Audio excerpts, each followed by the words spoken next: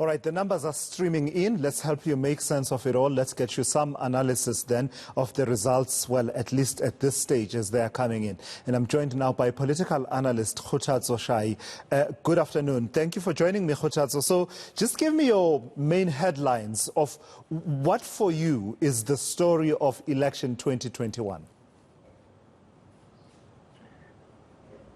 Good afternoon to Thulasizwe and all the viewers at home.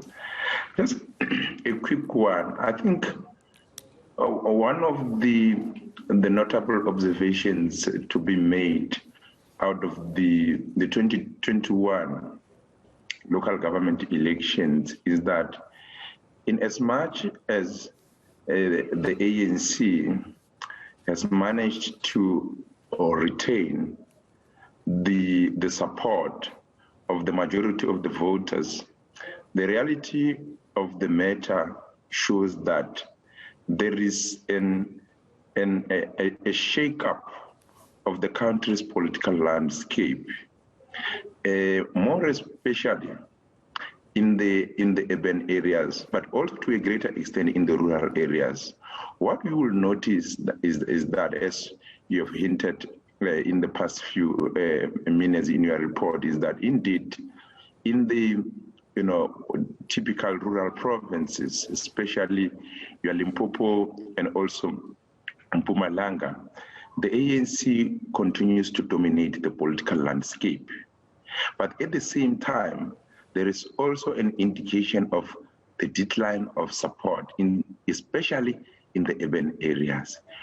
What emerges from these trends, especially within the context of the votes that have been counted so far, is that the African National Congress, the ANC, remains a rural party, if you like.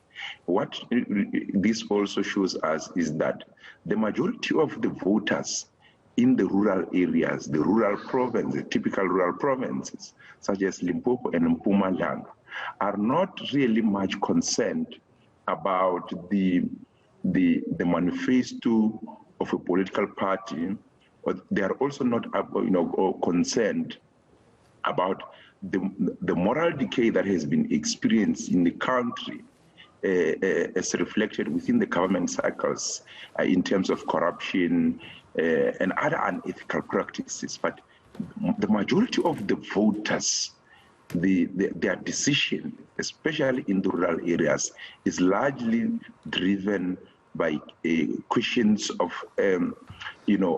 political allegiance, which is largely based on the history of the ANC as a liberation movement and what have you. So we are experiencing quite a lot of blind loyalty. The traditional support base of the ANC in the rural areas is very clear. Come dark or blue, it's raining, it's shining, they are supporting the ANC. But in as much as the ANC continues to dominate the political landscape, even in those areas, I will argue that the ANC will remain to be in government.